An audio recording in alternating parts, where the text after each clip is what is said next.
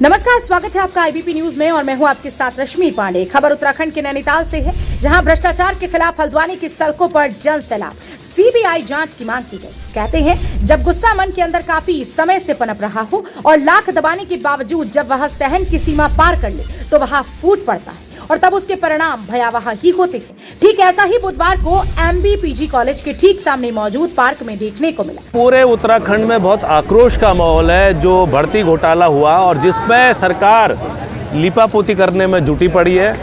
भ्रष्टाचार की खिचड़ी पे महंगाई का तड़का, युवा हतप्रभ है और कहीं ना कहीं सरकार पर, उनकी एजेंसीज पर विश्वास नहीं कर पा रहे कि जो बड़े मगरमच्छ हैं जिनके शहर पर ये भर्तियां हुई, वो कहीं ना कहीं सरकार बचाने का प्रयास कर रही है, क्योंकि एसटीएफ और विजिलेंस दो अलग एजेंसी से जांच कराने पे ही एक सवाल उठता है। दूसरी बात, क्योंकि किसी भी एग्ज़ाम कंडक्ट कराने वाली जो भी एजेंसी होती है, जो हमने एक SSSC जो बनाया था, उसमें एग्ज़ाम कंट्रोलर हो गया, सचिव हो गया, आयोग के आपके अध्यक्ष हो गए, इनकी जिम्मेदारी होती थी सबसे पहले सरकार को, ताकि निष्पक्ष तरीके से जांच हो सके, उनको सबसे पहले सस्पेंड करना चाहिए था।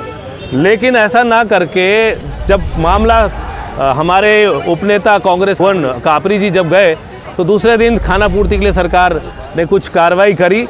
लेकिन आज युवा जो इस मैदान पे उतरा है, और यही युवा है, मुझे भी याद है जो तब उत्तराखंड का आंदोलन चला था, युवा शक्ति ना महिला शक्ति ने, एक आंदोलनकारी हमारे साथ भी खड़े हैं। तो इस प्रदेश को इस भावना से कि युवाओं को रोजगार मिलेगा, लेकिन रोजगार के नाम पर सरकार भ्रष्टाचार फैला रही है। यहाँ मौजूद पढ़े लिखा युवा बेरोजगारों में सरकार के प्रति गुस्सा साफ नजर आए। ऐसे हालातों में बेरोजगार युवा के साथ कांग्रेस, उक्रांत सहित तमाम संगठनों का एक मंच पर साथ खड़े होना भाजपा के लिए अब खतरनाक साबित हो सकता है। आंदोलन करने के लिए सड़क पर आने के लिए मजबूर है और यह सब कुछ भारतीय जनता पार्टी के सरकार में हुआ है। और मेरा निश्चित रूप से मत है, चाहे वो अधीनस्थ चयन सेवा आयोग हो, चाहे अन्य विभागों की भर्तियां हों, इसमें भारी घोटाला हुआ है।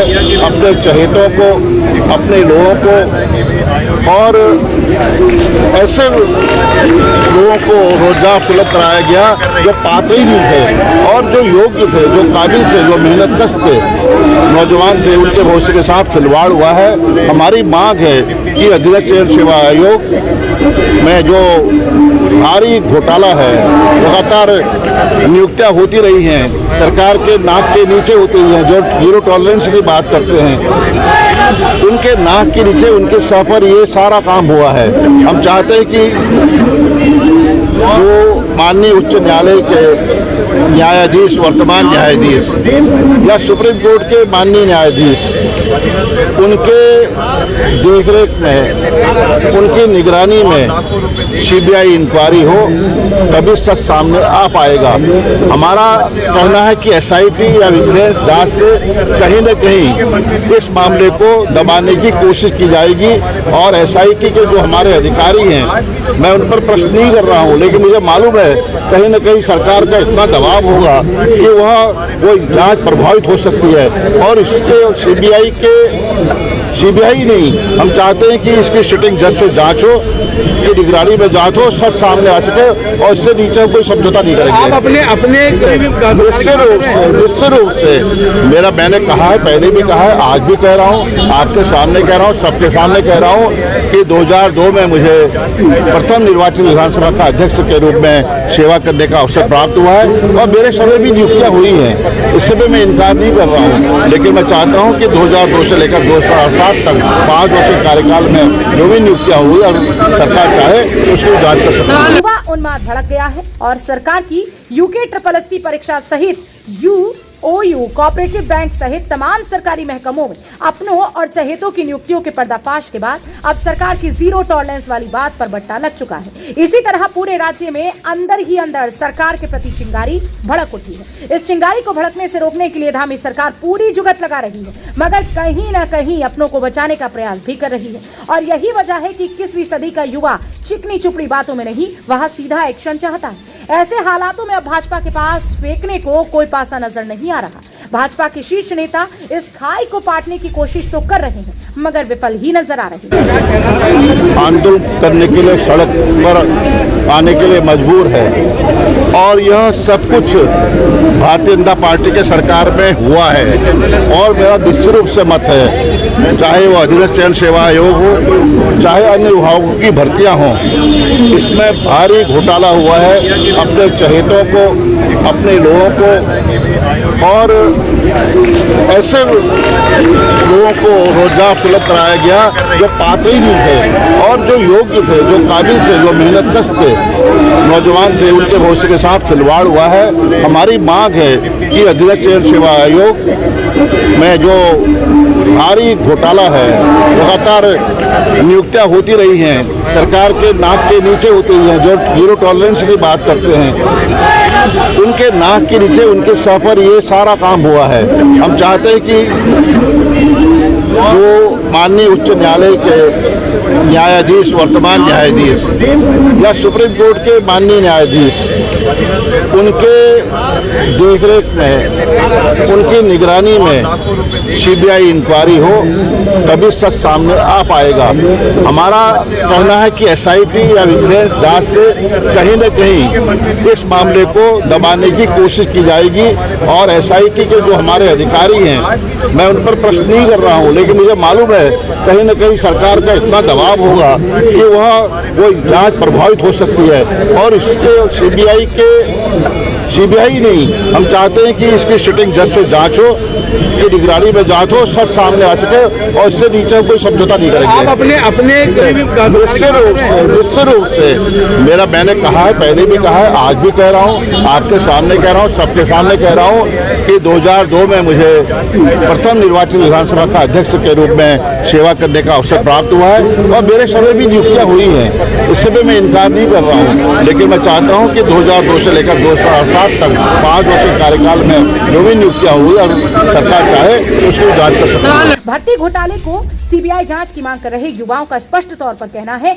कि आखिर कब तक बकरे की अम्मा खैर मनाएगी। युवाओं को छलने वाली सरकार के दमन का वक्त अब नजदीक है। लाख असल मुद्दों से वहां आम जनता को गुमराह कर ले, मगर प्रदेश के युवा ने अब धनुष की प्रत्यंचा खींच डाली।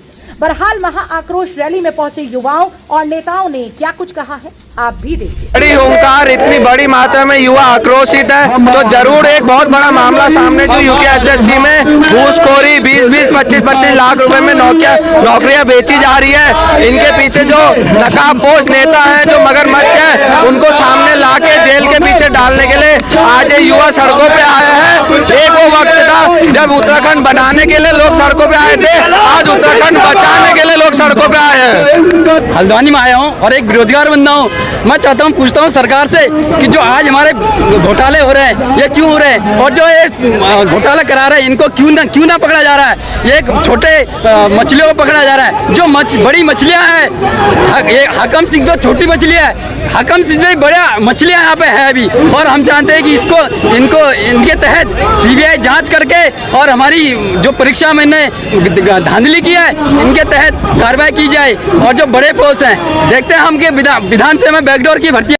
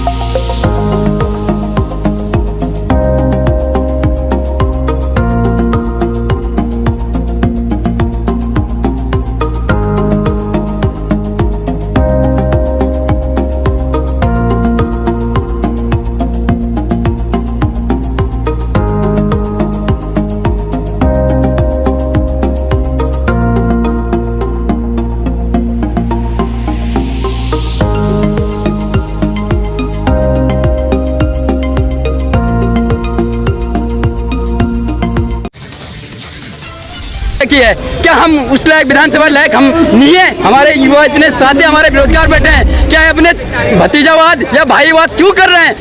हम सरकार से पूछते हैं क्या विधानसभा में इन्हीं के लिए पोस्टें हैं, हमारे लिए नहीं है क्या?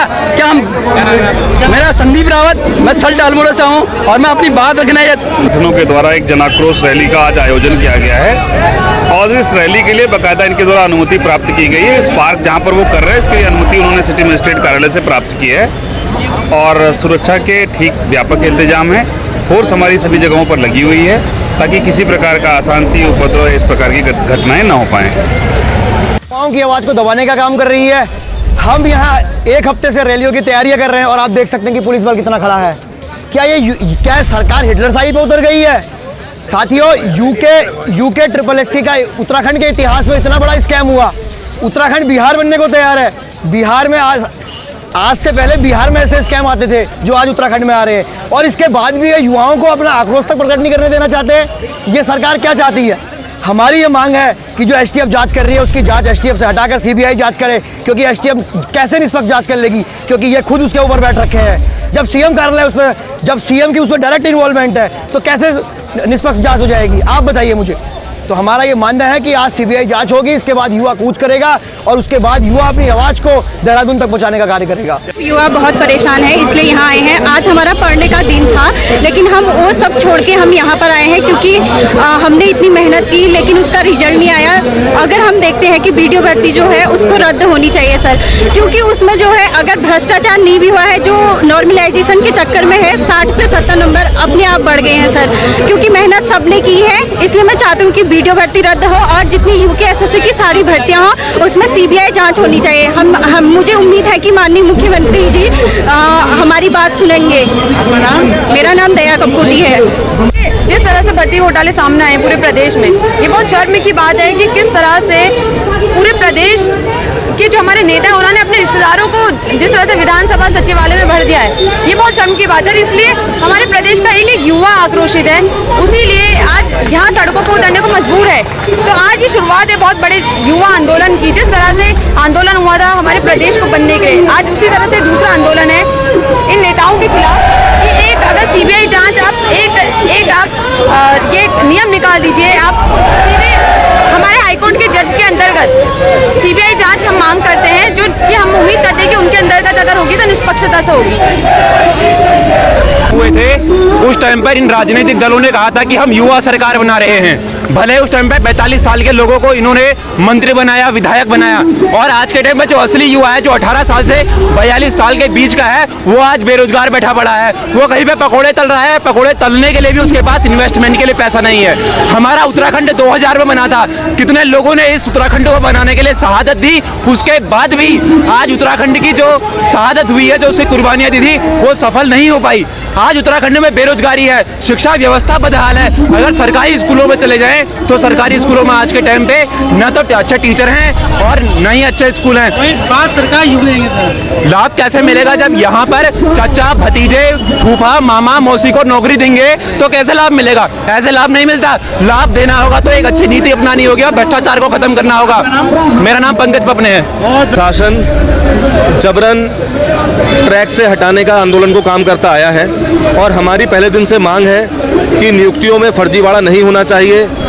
ये जो फर्जीवाड़ा हुआ है ये सरकार की नाक के नीचे हुआ है, हम इसका विरोध करते हैं और हमने शुरुआत से ही कांग्रेस पार्टी के लोगों ने यूथ कांग्रेस के प्रदर्शनों जो बेरोजगारों के साथ हमने प्रदर्शन करे, उसी का नतीजा है कि आज सरकार इसकी जांच करा रही है और आप देख रहे हैं कि लगातार लोग पकड़े जा रहे हैं। लेकिन हम चाहते हैं कि CBI जांच हो, क्योंकि ये बड़े जो भारतीय जनता पार्टी के जुड़े हुए नेता हैं उनको बचाने का काम इस समय मौके की सरकार कर रही है। हम चाहते हैं CBI की जांच हो और जो भी दोषी है उनके खिलाफ कार्रवाई हो।